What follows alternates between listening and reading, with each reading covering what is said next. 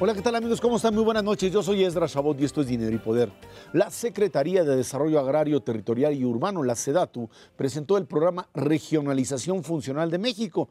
Este es un instrumento que permite analizar el territorio nacional a partir de su propia especificidad, dinámicas económicas y sociales de la población y poder clasificar de esta manera cada región del país en 5 grupos de acuerdo a sus características. Para hablar de este tema nos acompaña aquí Jorge Carlos Díaz Cuervo, ahora sí que director general de Desarrollo Regional, todo ese nombre de la SEDATU. Jorge Carlos, gracias por estar aquí. Ernesto Cervera, Macario Esquetino. Buenas noches. Gracias a ustedes. ¿Por qué dividir al país en estas regiones? Porque somos un país muy desigual. Uno de los grandes retos que enfrenta México, si no es que para algunos de nosotros el más importante, es el de la desigualdad. Vivimos en la región del mundo más desigual, que es América Latina. No la más pobre, pero en donde la brecha entre los que más tienen y los que menos tienen es enorme. Y México tiene esa característica. Y esta desigualdad tiene una expresión territorial en el territorio. Es así que la SEDATU, la Secretaría creada por el presidente Enrique Peña Nieto, justamente para gestionar de mejor manera, de una manera más inteligente el territorio, pues se ha propuesto reconocer esas disparidades territoriales, este sur-sureste que se nos está quedando detrás, frente al Bajío, frente al centro, frente al norte, y diseñar políticas públicas ad hoc, a la medida, territorializadas, focalizadas.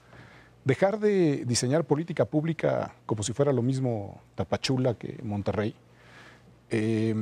Diseñar trajes a la medida, insisto, territorializar la acción pública, el ejercicio del dinero público, de tal manera que podamos ir acercando ese México, insisto, que se nos ha ido quedando detrás.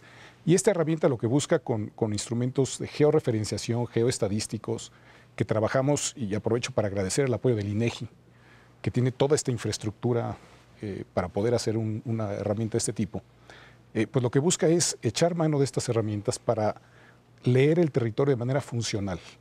Quienes nos dedicamos al análisis social, quienes batallamos con las cifras, con las estadísticas, nos vemos obligados a referirnos a áreas geoestadísticas básicas, a JEPs, a municipios y entidades federativas. Y la manera en que nos hemos asentado los seres humanos en el territorio, pues no responde a estas fronteras político-administrativas. Somos un país ya metropolizado, el 70% de los mexicanos vivimos en zonas metropolitanas, de tal manera que tenemos que leer el territorio como realmente suceden las cosas en el territorio, dejando a un lado, dejando atrás estas fronteras político-administrativas e imaginándonos nuevos mecanismos de gestión, de coordinación, de concertación entre órdenes de gobierno y entre sectores de gobierno para tener una acción mucho más efectiva en el territorio. Perdón por lo extendido, pero... No, está perfecto. Jorge Carlos, por alguna extraña razón cultural, histórica, política, somos de los pocos países que no teníamos una Secretaría de Planeación.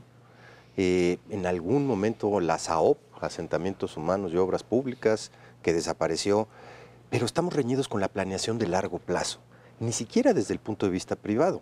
En México cuesta mucho trabajo encontrar instituciones como la Johns Hopkins de Estados Unidos o la Friedrich Ebert Stiftung de Alemania que vigilan ese patrón de largo plazo. Esto es un primer pasito para ver hacia dónde nos vamos a mover. Hoy por hoy no sabemos cómo va a ser la ciudad de Monterrey dentro de 50 años, o la propia Ciudad de México, o este 70% de la población que depende, como bien lo dices, de los municipios. ¿Qué va a pasar? ¿Qué ciudades queremos? ¿Hacia dónde vamos? Tienes toda la razón. Nuestro instrumento de planeación de mayor perspectiva, de mayor alcance, ni siquiera es sexenal, es de 5 años. Es el Plan Nacional de Desarrollo. Es el instrumento que tenemos como de perspectiva. No tiene una perspectiva territorial. Es un instrumento de planeación sectorial, sobre todo. Y en efecto, si a eso le sumamos que nuestros ejercicios presupuestales son anuales, que no hemos podido entrarle de veras a presupuestos multianuales, pues en efecto, no tenemos idea, nadie nos ha presentado un ejercicio serio de cómo va a ser este país, sus regiones, sus ciudades, sus entidades federativas, de aquí al 2030, de aquí al 2050. Y paradójicamente estamos por lanzar un proyecto, el nuevo aeropuerto de la Ciudad de México, que sí se planea al 2050, Pero si se fijan, nadie ha dicho cómo va a ser la Ciudad de México, la megalópolis en el alrededor 2050. Entonces sí se trata, sí tiene ese alcance de miras, de ser una metodología que nos permita visualizar lo que debe suceder. ¿A partir de qué? Del territorio. A partir de algo que nos convoca a todos, porque todos operamos, todos ejercemos nuestras actividades en los mismos pedazos de tierra. Es decir, la perspectiva de desarrollo y de planeación territorial es absolutamente transversal e intergubernamental. Ahora, el desarrollo regional en México no es nuevo. Recordarán todos ustedes, hubo una etapa en los años 30, 40, en donde la planeación se hacía a partir de criterios físicos o naturales. Las comisiones de cuencas hidrológicas, ¿no?, del Papaloapan, del Grijalva, el expresidente Lázaro Cárdenas presidió una de estas comisiones de la cuenca hidrológica, muy importante. Fueron instrumentos de planeación de grandes regiones del país, en donde se diseñaron, bueno, se reubicaron poblaciones, se generaron distritos de riego, se hicieron caminos, etc.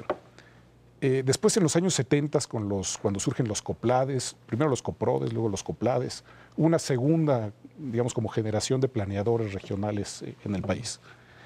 Y luego se perdió, en efecto. Luego se dejó, digamos, en manos de los sectores la planeación de la salud, de la educación, de los caminos y puentes. Y se dejó también el ejercicio de una parte de la planeación a los estados. No diría que a los municipios, pero sí a las entidades federativas. No, pues planear 3 años, tan chido. Exacto. De tal manera que sí, con la creación de la SEDATU hay una apuesta desde la perspectiva territorial, apostarle a utilizar mejor nuestro territorio. Yo soy de los que cree que no lo hemos hecho muy bien, que es un poco un tiradero, ¿no?, la manera en que hemos planeado nuestras ciudades, pero también nuestro entorno rural, ¿no? Y se trata eso, de recuperar la planeación con perspectiva regional, territorial, para que los sectores hablen entre sí, para que los órdenes de gobierno se comuniquen entre sí, para que la iniciativa privada también tome mejores decisiones de dónde invertir y cómo invertir. Y esta herramienta sin duda lo permite. Tienes toda la razón, Jorge Carlos, cuando dices que un solo traje para todos no es una buena idea, pero creo que también hay un riesgo del otro lado, como siempre ocurre, y sería que al regionalizar la planeación se acabaran haciendo políticas que van reforzando las diferencias en lugar de irlas reduciendo. Pienso, por ejemplo, en los gravísimos problemas que tenemos con Michoacán, Guerrero, Oaxaca y Chiapas, que son nuestro más grande problema en términos de miseria, de informalidad, etcétera, y en donde pues prácticamente ellos viven en otra época, ¿no? Ellos no se acercan al resto del país, manejan su política como si fuera el siglo XVII, con usos y costumbres, con caciques que controlan la región. Entonces, no podría ocurrir que esta regionalización vaya manteniendo estas diferencias y nos los mantenga demasiado cerca de esa América Latina desigual. Yo creo que parte de lo interesante de esta herramienta es que no trata de imponerle una regionalización a nadie.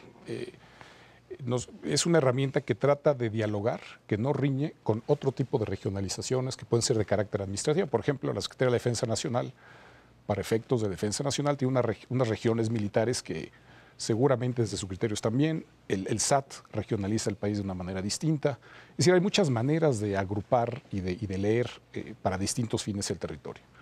Por supuesto, las físicas y las naturales. Esta es una herramienta que ofrece, en complemento a esas regionalizaciones, a esas visualizaciones del país, una manera de leerlo funcionalmente. ¿Cómo? A partir primero de identificar sistemas urbanos rurales, los principales del país, que son 57. Ahí están las 59 zonas metropolitanas y las capitales de todas las entidades federativas. En esos 57 sistemas urbanos rurales, que están definidos a partir de distancias, de carreteras, de nuestra red de carretera nacional, de tal manera que un sistema urbano rural está compuesto por todas las personas y localidades que están a hora y media o menos de un gran centro de población. O sea, como la mitad de la Ciudad de México, ¿no? Hora y media de distancia. Bueno, por ejemplo, voy a poner un ejemplo. Las zonas metropolitanas de Acayucan, Coatzacoalcos y Minatitlán son 3 zonas metropolitanas que ya están conurbadas. Prácticamente. Sí. Ellas 3 conforman un sistema urbano rural junto con muchas otras ciudades medianas y rurales que gravitan en torno a estos grandes centros de población, que adquieren servicios, consumen servicios de ellas, de salud, de educación, que todos los días van y vienen, intercambian servicios, culturalmente son parte de un territorio mexicano. De tal manera que estos 57, digamos, son como la cabeza de un sistema nervioso, pero que está interconectado con subsistemas urbanos rurales, que son 134, que es, digamos, lo mismo, pero a una escala menor. Después vienen centros articuladores del sistema y, final, centros integradores de servicios básicos. Es decir, se trata de ofrecer una especie de sistema nervioso, entender por dónde hay mucha comunicación, dónde hay ciertas atrofias, ¿no? Y no está fluyendo nada. Y entonces, cuando uno lo ve, es como cuando vemos desde el espacio la parte oscura de la Tierra y se ve la luz, se ven las ciudades grandes y se ven partes de África muy oscuras. O Corea del Norte, donde no hay nada. Hagan de cuenta. O sea, es observar cómo funcionamos, cómo operamos. Y entonces esto no es suficiente. Digamos, esto es solamente la lectura. Claro. Lo que viene ahora es la interpretación de la estadística, de los datos de esos sistemas, que, insisto, ya no son sumas de municipios ni de estados, son sumas de localidades y de personas en polígonos en función de la distancia al centro de estas grandes concentraciones. Y entonces sí, a partir de 6 ejes iniciales que hemos definido: inclusión social, desarrollo urbano, desarrollo rural, competitividad y desarrollo económico, recursos naturales y medio ambiente, y conectividad e infraestructura para la conectividad, ¿qué le duele a este sistema urbano rural? Que a lo mejor no es lo que le duele a este otro. Claro. Entonces, la medicina que necesita este es distinta a la otra. Y así poder entonces diseñar trajes a la medida, dejar, insisto, de diseñar estos programas, estas políticas públicas con reglas de operación que tratan igual a los desiguales. Pero aquí el problema, creo que en términos técnicos puede existir un mecanismo muy claro. Hacer esto implica, por supuesto, enfrentarse a obstáculos fundamentalmente de orden político. Se hablaba, Macario, el tema de caciques, el tema de intereses locales.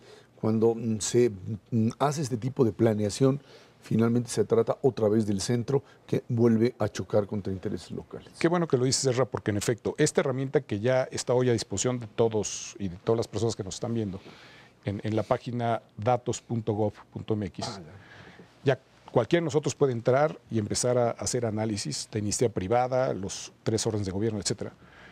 Inmediatamente te lleva eso. Bueno, ¿y ahora qué mecanismos tiene el Estado mexicano para sentar a los 3 órdenes de gobierno, ¿no? A la iniciativa privada, a las poderosísimas secretarías de salud, de comunicaciones y transportes, De educación, para coincidir, ¿no?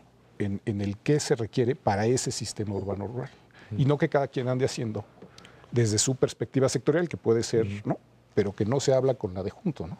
Y entonces tenemos estas gasolinerías junto a guarderías y instalaciones deportivas y el tendido eléctrico, ¿no? Encima de las instalaciones deportivas. En fin, esta clara falta de comunicación. Entonces, ese es el reto. ¿Cómo? Inmediatamente se sugiere un cuarto orden de gobierno, que es muy difícil, ¿no? que pueda... Pero lo que sí creo es que se puedan empezar a visualizar mecanismos de diálogo y de coordinación obligatorios para municipios y entidades federativas que compartan responsabilidad sobre un territorio. Por ejemplo, en las zonas metropolitanas es urgente que ya no sea un asunto de voluntades de los jefes delegacionales o de los presidentes, sino que sea obligatoria la coordinación en ciertos, ¿no? Y para la prestación de ciertos servicios. Y algo muy importante, los presupuestos. ¿Cómo hacemos converger asignaciones del presupuesto egreso de la Federación? Justamente hoy que está en proceso de aprobarse, ¿cómo nos visualizamos hacia el futuro con fondos de asignación regional que puedan ir a resolver problemas que se van a poder resolver si los atacamos desde una perspectiva regional, no desde la perspectiva del municipio o inclusive de la entidad federativa, sino de regiones completas, ¿no? Carlos, a mí me sigue preocupando esta parte del largo plazo. ¿Cómo lo institucionalizamos? Sabemos que esta es una herramienta extraordinaria, pero nada nos garantiza que en el 2018 una nueva administración diga, esto no me gustó, lo que sigue. Cuando realmente estamos preocupados en que esto se mantenga durante un periodo. ¿No hay manera de hacerlo más institucional y fuera del gobierno federal? Sin duda tendríamos que entrar a ese debate. Por lo pronto, la secretaria Rosario Robles, al presentar esta herramienta hace un par de días, mencionó la necesidad de una gran reforma urbana. Digamos, la ley de asentamientos humanos que hoy tenemos, que data de 1972, pues ya no corresponde, ¿no? A la manera en que nos hemos metropolizado, a la complejidad que supone hoy la gestión del territorio. Y creo que también la SEDATU es un primer paso hacia dejar de tratar el mundo rural y el mundo urbano como si fueran planetas de galaxias distintas, ¿no? Hasta hace poco, inclusive para muchos hoy, lo urbano es donde termina el cemento, ¿no? Y luego empieza lo rural, que es la tierra, otra cosa. Y entender a través de estas herramientas, digamos, la codependencia, la dependencia que hay entre el entorno rural de una ciudad, ¿no? Y cómo una ciudad sana y competitiva tiene un entorno rural productivo, ¿no? Sano también, que le aporta activos ambientales inclusive. Y cómo también un mundo rural sano está conectado con ciudades que les permitan ejercer sus derechos humanos básicos. Pues es parte de una concepción, a lo mejor llegamos tarde a esto, ¿no? La creación de esta Secretaría del Territorio. Pero estas herramientas lo que sugieren, lo que quieren provocar es justamente una manera distinta de tomar decisiones desde la iniciativa privada o desde la política pública respecto a cómo intervenimos en el territorio. Insisto que hoy lo hacemos con visiones muy parciales, muy acotadas, con intereses muy cortoplacistas. Y sí, se sugiere de inmediato en materia de cómo vamos a aprovechar las vocaciones, las potencialidades, las aptitudes del territorio, pues de aquí a 30, 40, 50 años, ¿no? Y sobre eso... Ver a largo plazo, que a veces aquí no se ve. Jorge Así es. Díaz Cuervo, director de Desarrollo Regional de la SEDATU, muchas gracias por estar aquí. Gracias a ustedes por la invitación. Y por la Vámonos a una pausa. Esto es Dinero y Poder.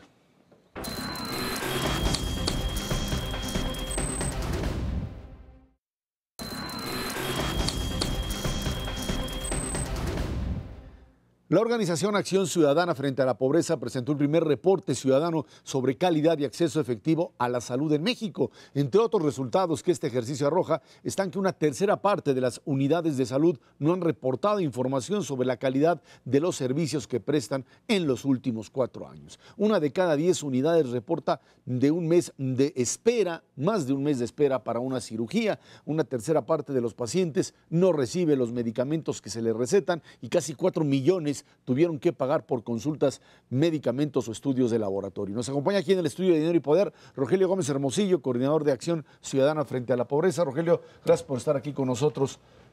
¿De dónde surge, cómo es que elaboran este tipo de análisis? ¿Cuáles serían, digamos, las bases sobre las cuales se sustenta? Mira, Acción Ciudadana frente a la Pobreza desde el principio se planteó 2 grandes objetivos. Uno, para enfrentar la pobreza, modificar las barreras para generar una economía incluyente, cómo meter a las personas para que generen mayor ingreso, y 2, unas políticas sociales que garanticen derechos sociales. Y ahí optamos por el derecho a la salud. Entonces, este estudio combina 3 fuentes. La más importante es la movilización de casi 700 voluntarios, ciudadanas y ciudadanas que participaron en diferentes partes del país, sobre todo en las unidades en zonas de mayor pobreza y rezago social, que aplicaron un cuestionario utilizando una metodología internacional de tarjetas de medición, Citizen Scorecards, para checar cómo es esta atención a los usuarios. Pero para validar esos datos, que son de voluntarios y que están solo en los lugares de mayor pobreza, 160 unidades de salud en 16 estados, se comparó con la información de las cifras oficiales de la Secretaría de Salud, de su sistema de calidad, que se llama el INDICAS, Indicadores de Calidad de la Salud, que se supone debe reportar por unidad de salud, pero que, como vimos, 1/3 no han reportado nada. Y en el último periodo que pedimos, que fue el último de 2014, 46%, casi la mitad, sin reporte. O sea, no sabemos ni qué está pasando. Claro, tenemos miles de historias, nos llegan, todo mundo conocemos, ¿no? Mala atención en los servicios, tuve que esperar, me dijeron que 6 meses, que estaba descompuesto el aparato, etcétera, etcétera. Mucha casuística, pero a lo de los números... No existen. Ahora, el problema es un problema básicamente de la enorme cantidad de demanda que tienen y la imposibilidad de resolverlos o de hacerlo con niveles de calidad. Ese sería, digamos, el problema. Entiendo que pues no hay indicadores muy claros para llegar a la conclusión, pero en algún lado tiene que estar esta esta situación identificada de falta de atención a estas personas? Es un problema de gestión, es un problema institucional y básicamente principio de rendición de cuentas y de transparencia. O sea, nosotros nos concentramos mucho, no exclusivamente, pero mucho en lo que se llama el Seguro Popular, el Sistema de Protección Social en Salud, porque fue la reforma que permitió darle acceso a servicios de salud a población en condición de pobreza o básicamente que no tenía seguridad social, pero muchos de ellos están en mayor vulnerabilidad social. Hemos crecido ese presupuesto en cantidades inimaginables, ¿no? O sea, más de 100,000 millones cada año para atender a 50 millones ahorita, 57 me parece, millones de personas, que no todas van a los servicios, solo los que tienen alguna necesidad. Y el punto es que toda la evidencia de todo tipo, la que hay, la Encuesta Nacional de Salud y Nutrición, los estudios de México Evalúa, en fin, los propios indicadores de calidad muestran que una tercera parte de la gente no recibe completo el surtimiento de medicamentos. Es un problema de gestión, es un problema institucional y alguien tiene que rendir cuentas porque sí se ha incrementado el dinero. Y entonces estamos ante una paradoja. Todos los estudios OCDE y estas cuestiones dicen, México tiene que invertir más en salud, estamos de acuerdo. Pero también está muy claro que todo lo demás que se ha invertido no está dando los resultados, no está garantizando el acceso y los servicios no están funcionando. Y eso es un tema de administración, de gestión y hay una responsabilidad política ahí. El sistema de salud, yo creo que es como muchas otras cosas en México, un mosaico muy grande, ¿no? Tenemos instituciones de primer nivel, tanto en capacidad técnica como en capacidad organizativa. Estoy pensando en los institutos de salud, cancerología, nutrición, etcétera, que son de primera y en donde las cosas funcionan bastante bien. Y tenemos otras partes del sistema donde no funciona nada, fundamentalmente los primera atención, que ahí hay un problema gravísimo de cantidad, a diferencia de lo que ahorita comentabas, yo creo que además de la gestión sí hay un problema gravísimo de recursos. Y pongo información, en los países civilizados, en Europa, gastan 12 puntos del PIB en sus sistemas de salud. Nosotros no llegamos a 6. Y de esos 6 el gobierno pone 3. Y de esos 3, lo que le toca al Seguro Popular no llega ni a medio punto. Entonces, con medio punto del PIB no puedes atender 50 millones de personas y hacerlo bien. Indudablemente está el problema de gestión, pero también le falta lana, ¿no? Por eso, pero ¿qué Las pones dos, ¿no? primero? Las dos, eso es lo que digo, esa es la paradoja. Sí. Sabemos que se requieren más recursos, coincido plenamente. No sé si en las cantidades que decías, pero coincido plenamente.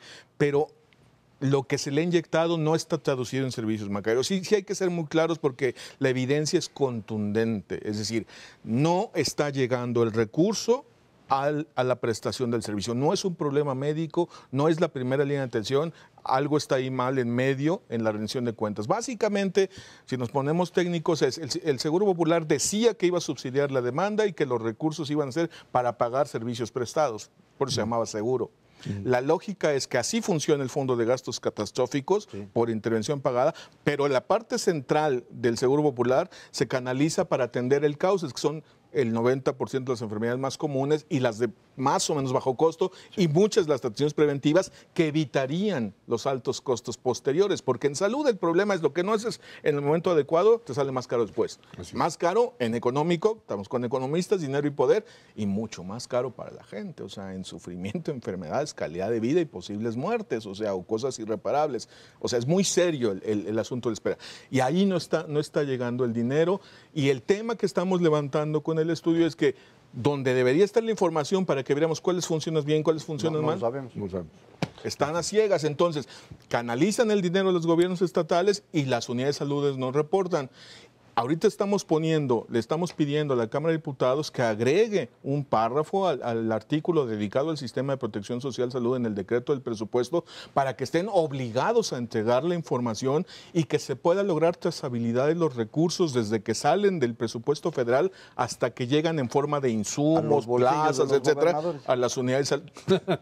Ahí es a donde no deben llegar. Y eso es lo que la Auditoría Superior dice, es el dinero más desviado en los últimos años según la Auditoría Superior de la Federación. Pero no puede ser, es la salud, es un derecho. Entonces, y hay que empezarlo a poner porque al final todos somos pacientes y yo estoy totalmente de acuerdo. México necesita más inversión en salud. No es aceptable que se recorte ahora el presupuesto para la salud, pero que nos digan y que apliquen bien los recursos porque esto es un asunto de dinero y poder, ciertamente. Rogelio, está fantástico este esfuerzo y uno no puede corregir algo si no sabe medirlo.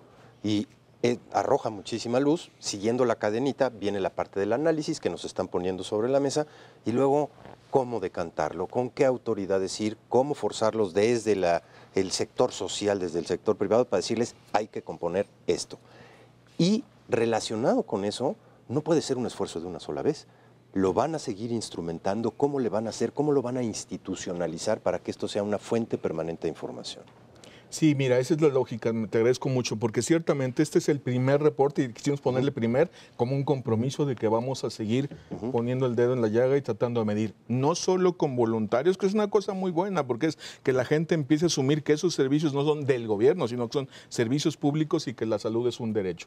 Y dos, también usando la información oficial y exigiendo que esté. Estuvimos en el Congreso hace una semana y les llevamos estas propuestas concretas frente a la pobreza y la desigualdad en general, y una de ellas era mejorar, digamos, el acceso al servicio de salud y exigir que se transparenten los recursos del sistema de protección social de salud y en general del sistema de salud, o sea, porque es todo el paquete que llega a los gobiernos estatales.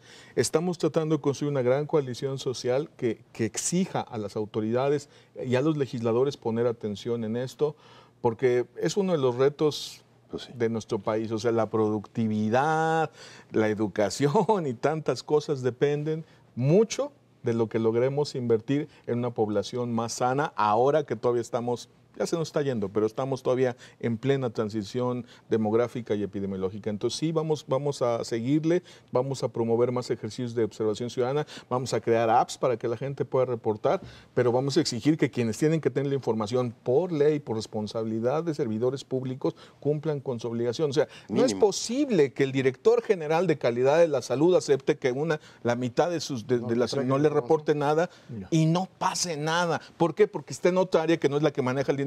O sea, esa burocracia, esa lógica de es que yo no estoy en los convenios del sistema de protección social de salud, eso no es aceptable en la ciudadanía. A ver, tú fuiste actor de este fenómeno de combate a la pobreza cuando fuiste titular de oportunidades durante casi 6 años, si no me equivoco. Sí. ¿Este fenómeno lo veías allí, desde ahí, y tenías manos amarradas o no podías llegar? Porque finalmente Oportunidades es el programa más exitoso en términos de combate a la pobreza que ha tenido México. Mira, Erra, ahí aprendí 2 cosas. Uno, la fortaleza de nuestro sistema de salud y sobre todo ahora que he podido conocer otras realidades, porque he estado en muchos otros países viendo cómo es la atención en salud para los pobres. La verdad es que México tiene muchas fortalezas, pero también conocí las debilidades. El programa Oportunidades tiene una parte de su población que no la ha podido incorporar porque Salud dice que no tiene capacidad de atención de un paquete de 15 intervenciones preventivas de bajísimo costo, no de servicios hospitalarios, no de lo que promete el Seguro Popular, sino de algo que se hizo a fines del siglo XX para decir, logremos por lo menos garantizar eso. Ese es parte del asunto y tiene que ver con los recursos, de veras, o sea, yo puedo aceptar que no son suficientes porque los macrodatos sí lo dicen, pero mientras no resolvamos la gestión de esos recursos, todo lo que le metas es dinero malo echado a un lugar en donde se pierde, no solo en corrupción, tenemos que ser como muy serios. El problema es como de corrupción más generalizada en el aspecto de falta de planeación, falta de enfoque a la prevención y de que en la lógica política prefieren inaugurar elefantes blancos para los que luego no hay equipamiento y plazas especializadas, ni la demanda que se requería, que arreglar unidades de salud que pesan y le talla y peso a los niños, que ponen, vacunas se ponen de otra manera, pero digamos, todas esas intervenciones más básicas en donde mejoraríamos la salud del país y reduciríamos los costos de la salud. Entonces, ahí viene. Este problema, ustedes lo están reflejando ahorita con información micro, pero también el gobierno federal aparentemente ya lo había percibido de alguna manera, porque como parte de la reforma fiscal incluyeron la centralización del gasto en compra de medicamentos, porque pues en los estados quién sabe qué hacían y luego no aparecían los medicamentos. No sé si ahí hubo algún avance. No sé si parte de lo que están ustedes detectando tenga que ver con fugas de recursos, no directamente en el gobernador o en su secretario de salud, sino en todos los funcionarios intermedios. Porque si uno va a comprar a los tianguis manta de cielo, encuentra que es de hospitales. y que se la roban y aparecen los tianguis para que la pueda uno comprar como trapo de cocina. Entonces la corrupción no nomás es del gobernador, ¿no? ¿Cómo la vamos a resolver esa manera? Necesitamos la información desglosada a nivel de unidad de salud para la trazabilidad de los recursos. O sea, yo creo que es del interés, de todos y también de los gobernantes que esa cantidad de recursos, 150,000 millones en la cuenta, pueden ser hasta 200,000. Sí. Entonces ya es un punto de... Exacto. Llega a su destino a manera de servicios bien planificados. O sea, hicieron eso de la compra y el resultado del estudio es que no se surten completas los medicamentos para en la tercera, casi la cuarta parte, el 40%, 4 de cada 10 de la gente. Y que hay problemas de surtimiento más generalizados, menos del 85% de las recetas, en 30% de los 30 y tantos por ciento de las unidades de salud. O sea, no está llegando suficientemente y tú hablas con los médicos en los centros de salud y dicen no tenemos insumos. De hecho, nos llega también del Seguro Social, que es un paquete mayor y ahí sí hay que meter a la sociedad en su conjunto, porque ese además es contributivo, están los sindicatos, están los patrones. Pero en fin, este fue el primer ejercicio. Yo sí creo que necesitamos, uno, la trazabilidad de los recursos y dos, que el sistema de indicadores mida al menos surtimiento completo de medicamentos, tiempo de espera para una cirugía y para un estudio. Las cosas básicas, tienen un tablero de 200, también quizá por eso no lo reportan, pero bueno, déjense de tonteras, vamos al punto, necesitamos 5 cosas de entrada. Muy rápido, voy a echar de cabeza aquí a la UNAM, pero ya llevamos 4 rectores, doctores. ¿No pueden hacer un convenio si les interesa tanto la salud y si de veras le pueden echar ahí? Pues que les echen la mano con un titipuchal de estudiantes que les pueden ir a hacer las encuestas. No, de acuerdo. Pero hay que primero exigir, vamos a hacer la observación ciudadana porque es imprescindible. Claro. Pero hay que exigirle a la Secretaría de Salud que tenga su tablero de indicadores ya. Sí, eso o sea, porque es obligación de ley, o sea, punto. Ahora, vamos a hacer la observación y es muy buena idea buscar toda esta capacidad médica de la universidad y de las universidades en general. Rogelio Gómez Hermosillo, coordinador del Frente de Acción Ciudadana frente a la pobreza, muchísimas gracias por estar aquí con nosotros. Gracias a ustedes. Gracias. Vámonos a una pausa. Esto es Dinero y Poder.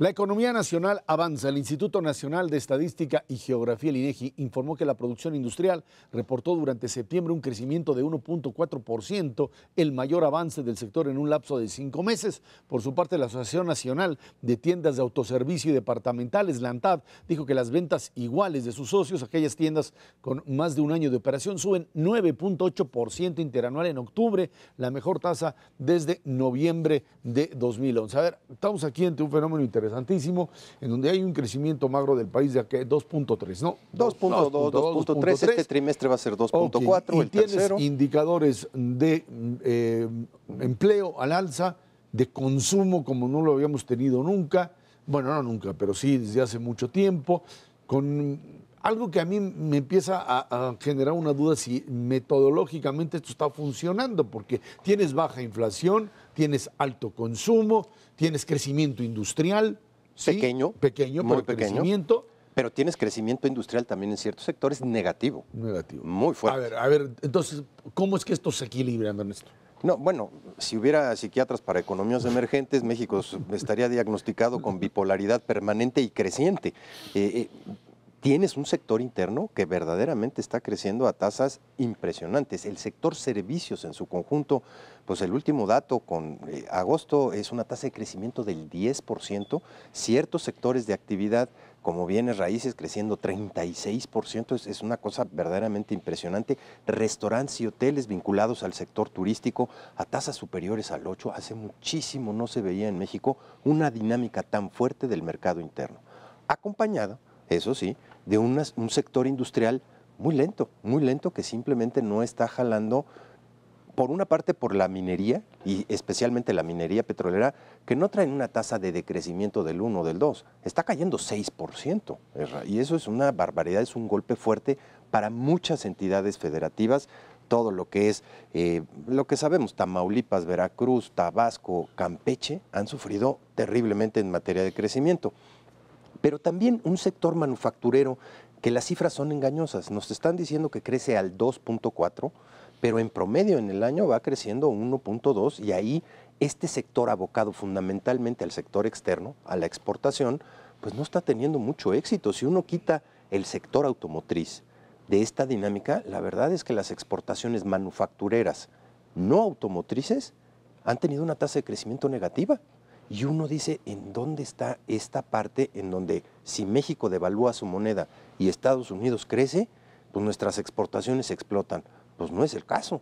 Y lo que está sucediendo es que ni Estados Unidos está creciendo tanto porque su producción industrial va para abajo rápidamente, no negativa, pero sí creciendo a tasas prácticamente ya cercanas al cero, y nos hemos devaluado menos de lo que se han devaluado otras economías. Ellos han obtenido en el margen mucha más competitividad.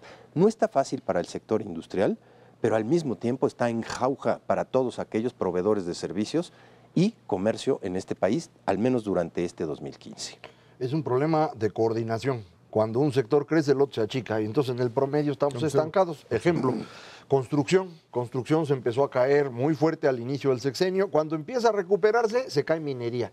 Y entonces entre construcción y minería, si uno ve las dos cómo se mueven en el transcurso de estos 3 años, no se mueven. Nada. Es cero el movimiento. Pero no tienen la misma participación. Esas dos juntas representan la mitad de la industria en México. La otra mitad son manufacturas y electricidad, que esas sí han estado creciendo, pero como bien decía Ernesto, en el último año el crecimiento ha sido menor, en particular en manufacturas, electricidad, gas y agua están creciendo más rápido y eso es parte del resultado de la reforma energética que está permitiendo inversión privada y entonces aquí hay un crecimiento interesante para adelante, pero ese es chiquito, no se nota tanto. Entonces, otra vez, construcción y minería se neutralizan y no crecen nada.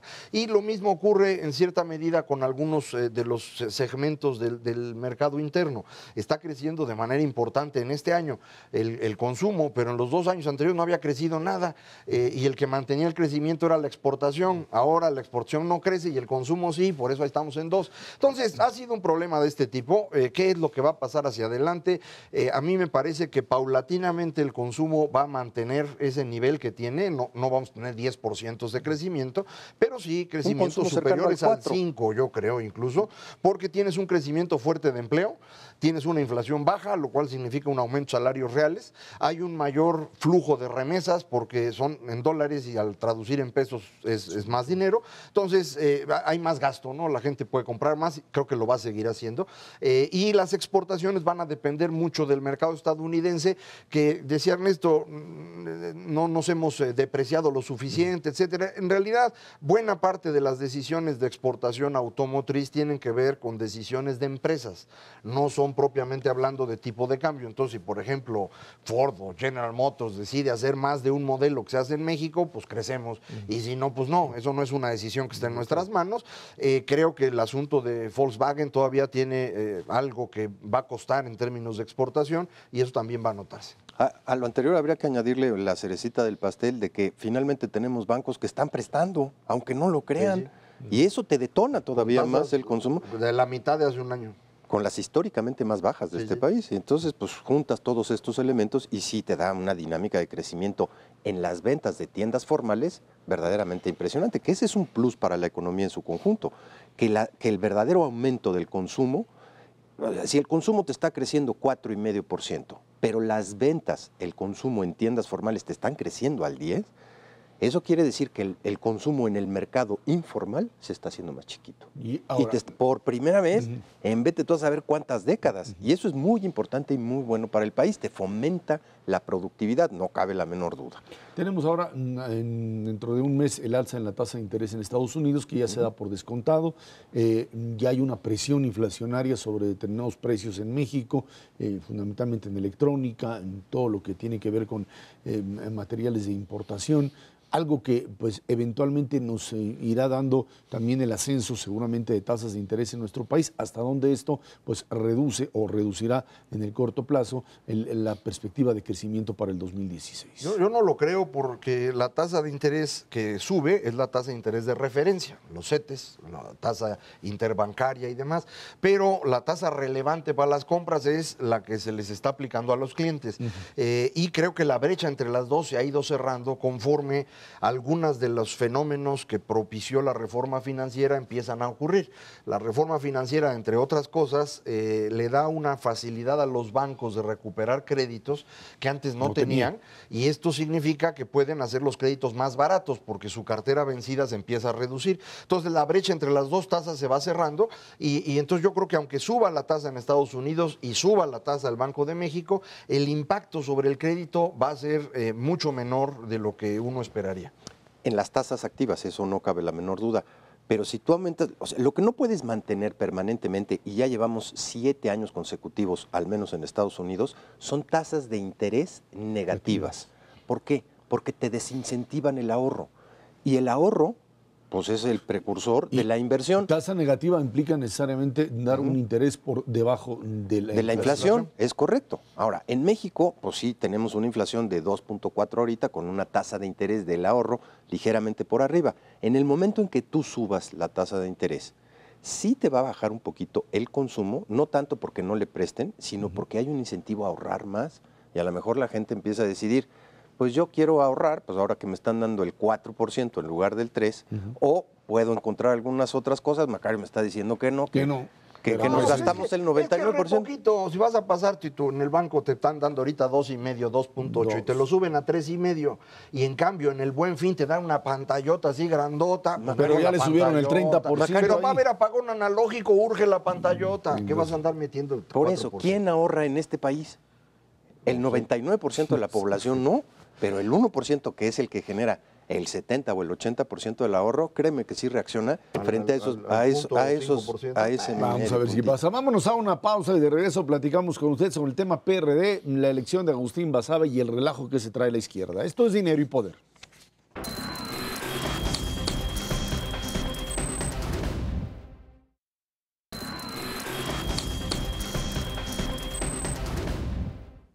Agustín Basabe fue elegido como presidente nacional del PRD. Junto con él está Beatriz Mujica, secretaria general.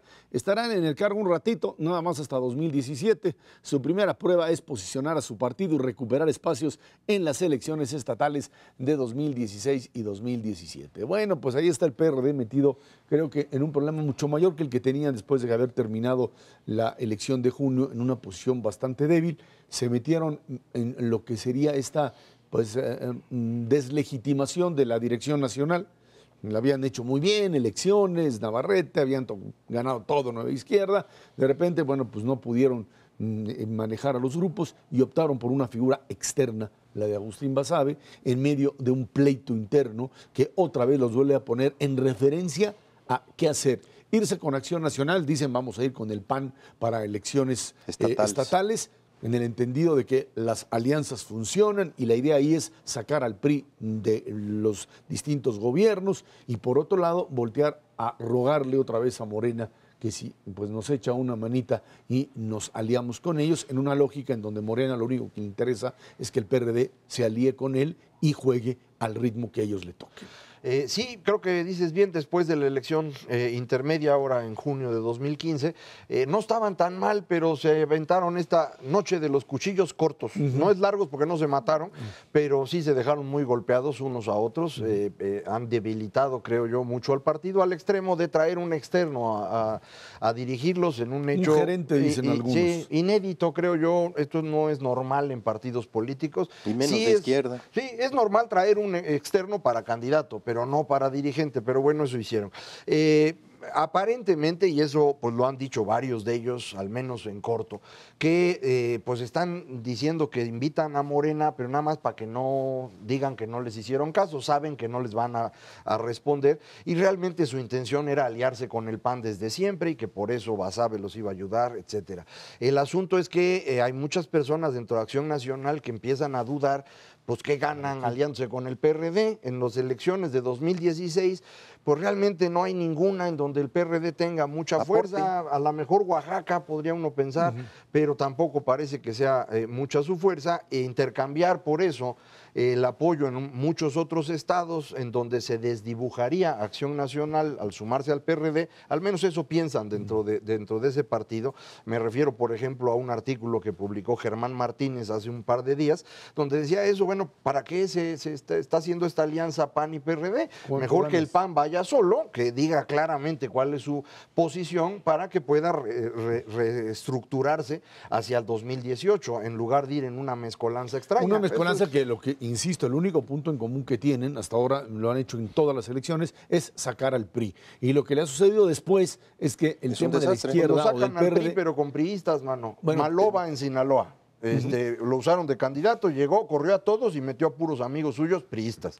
El caso de Moreno Valle en Puebla no metió a priistas, pero él es un priista de hueso colorado y no cambia de Hasta actitud. los independientes en Nuevo León, que es un expriista también y está metiendo escuetas. Pero ahí el tema, nada más, un segundito, el tema radica en el punto en donde no hay un programa de gobierno común. O sea, normalmente los gobernadores terminan por hacer, como ustedes dicen, lo que se les pegue la gana, y lo que le ha sucedido al PRD es que ya no han tenido ningún tipo, ni siquiera de contacto con esos gobernadores aliancistas. No hay manera de cruzar la plataforma ideológica del PRD con lo que está sucediendo a nivel de esos estados. Ahora, el punto que yo veo ahí como una duda razonable es si el PRD efectivamente ya tocó fondo con este nombramiento o todavía le queda un tramo hacia adelante precisamente en el 2016 para caer todavía un poquito más, lo cual sí lo pondría en una situación crítica para el 2018.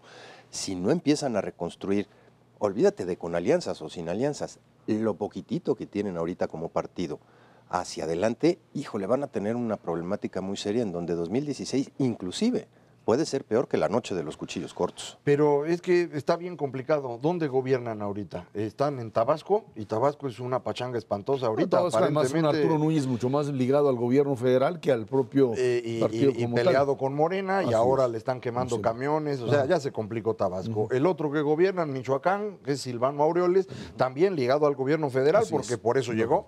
Y el otro es aquí, donde el señor Mancera no es perredista.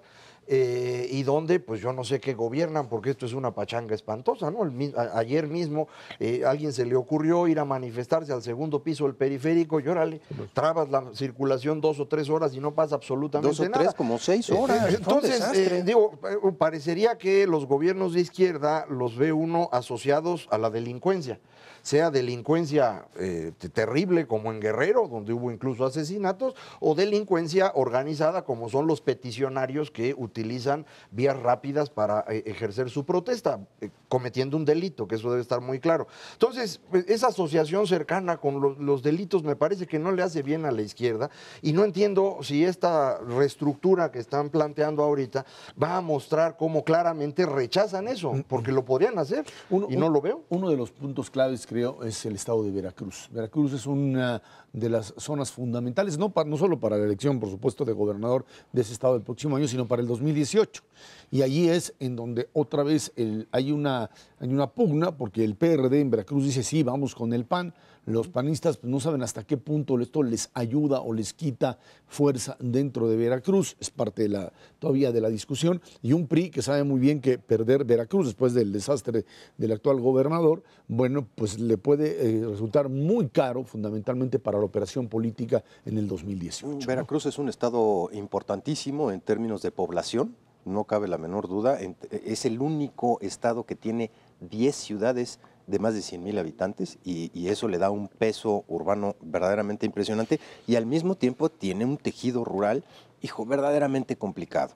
Normalmente las ciudades, y consistentemente a través del tiempo, las ha ido perdiendo el PRI, el PAN ha ido recuperando posiciones, y habrá que ver hasta dónde esta suma del PRD le va o no a ayudar al PAN, porque ya se sienten con por lo menos 6 de las 10 ciudades importantes en la bolsa.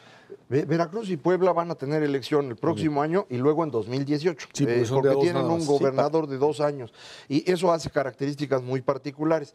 Es probable que el gobierno federal ya esté descontando la posibilidad de perder Veracruz ahorita en 2016 y esté concentrándose en cómo recuperarla en 2018, porque está bien difícil. Para quitarse la mala imagen. Es muy difícil que ganen ahorita después del señor Duarte, entonces probablemente necesiten ese espacio y y tendrían que encontrar cómo administrarlo. Es una apuesta riesgosa, es como apostar a que alguien más se queme y si no se quema... O que puedas en esos 2 años actuar para limpiar la imagen del PRI, por ejemplo, procesando, que entonces entendería uno por qué se fue Fidel Herrera a Barcelona, quedaría más clara la lógica, ¿no? Pero bueno, y el otro punto es Puebla, en donde finalmente la administración Moreno Valle consiguió tener un elemento de fuerza construido, ha realizado dentro del Estado cosas que no se habían logrado en otras administraciones, y pues está su carta de Rafael Moreno Valle para la candidatura panista a la presidencia de la República. Y está creciendo mucho. Lo único que le desfavorece en el margen es esta situación de la Volkswagen, que sí tiene un peso relativo económico,